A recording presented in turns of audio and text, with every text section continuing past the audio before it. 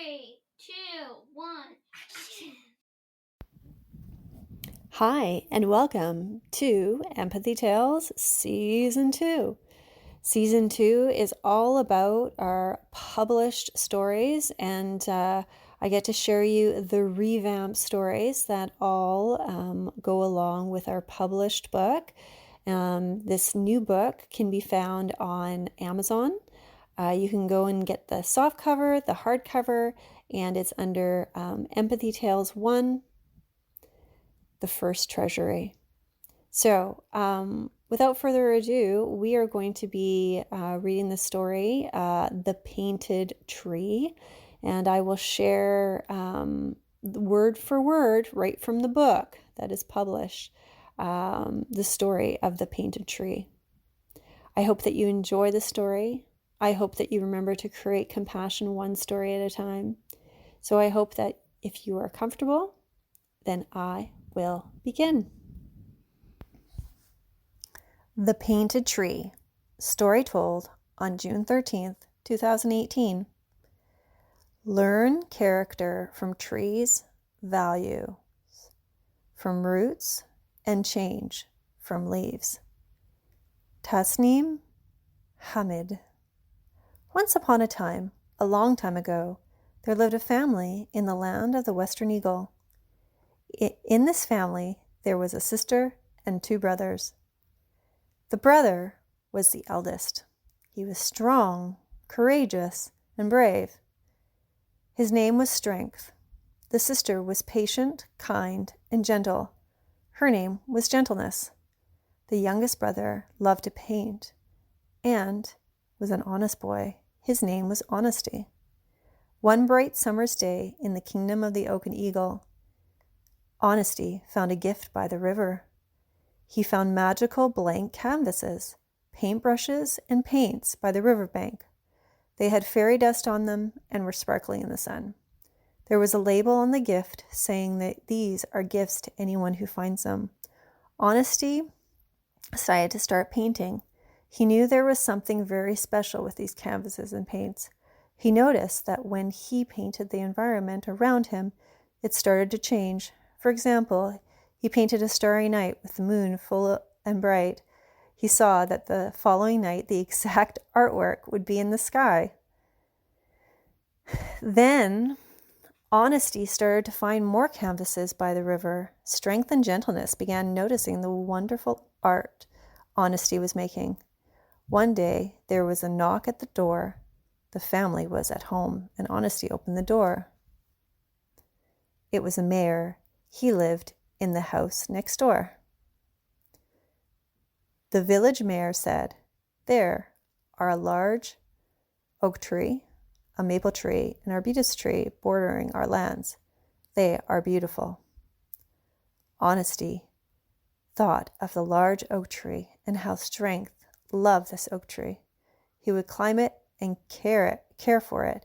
He also thought of Gentleness and how she cared for the beautiful maple tree. The fall leaves of this maple were as red and bright as his sister's hair. The third tree was his arbutus tree. It was not as beautiful as the other 2. "I'm sorry, but we are removing your trees," said the mayor. "No, you cannot," replied Honesty. "Yes, we are putting a road through the edge of our lands. This land does not belong to you, but to our village. These trees have been part of our family for a long time," said Strength. The mayor apologized for their sadness and replied, "I will be back in 1 day to remove them." Then he left. Shortly afterwards, Strength turned to Honesty. He said, "Bring your canvases and your paintbrushes. Draw pictures of our 3 beautiful trees close to our home." So that night, the youngest did what the eldest requested. Honesty took 1 blank canvas for each tree. He drew 1 tree on each one canvas. He drew a picture of the oak tree. In it, he drew eagles that represented his brother's strength and leadership. He drew a picture of his sister's maple tree. The maple tree reached to her bedroom window so she could see the beautiful maple tree every morning. He painted the branches to show red fall leaves. He made them glow like the warmth of fire in the fall.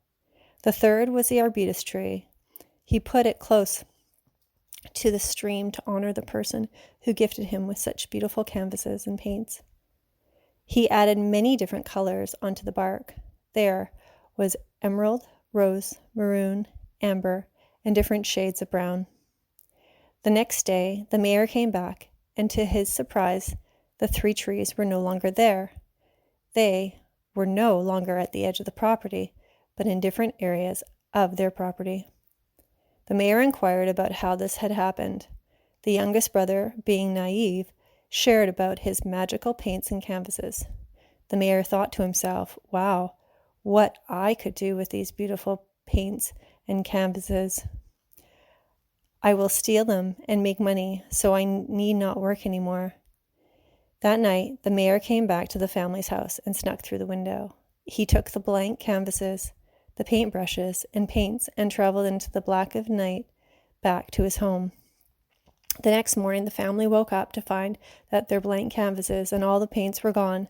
They came to realize that the mayor may have taken their magical paints and canvases. They found bags to carry back the paints and canvases. The 3 siblings decided to walk to the mayor's house to confront him.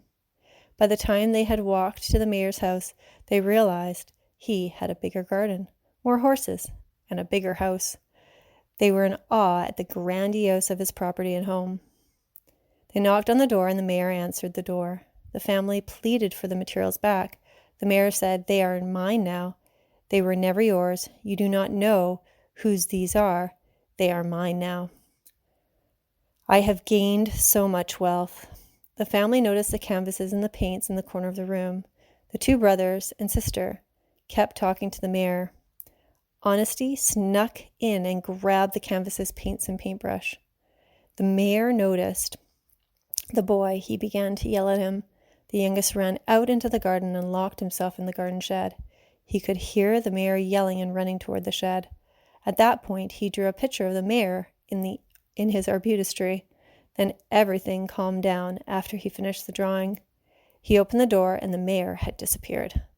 He walked back to their home, and there, at the top of their arbutus tree, was the mayor.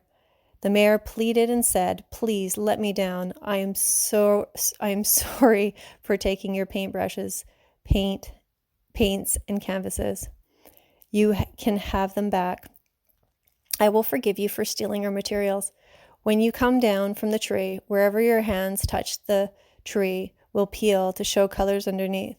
This will be a testimony to all who visit our tree of our forgiveness we have given you." The mayor was remorseful as he climbed down the arbutus tree.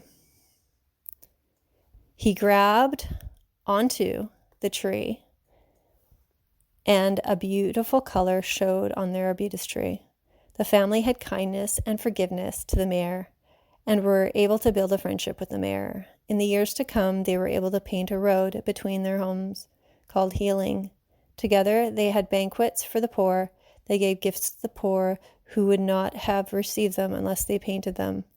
The youngest began to add more colors to the arbutus tree as a symbol of the beauty of these amazing colors. His paintings would help others. He would say, "What can we do for you?"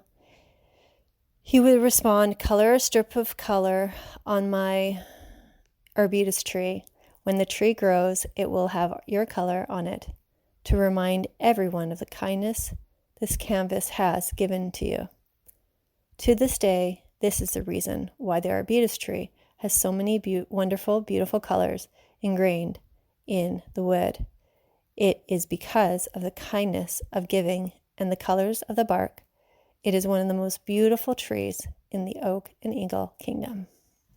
I hope that you enjoyed this lovely story of the painted tree.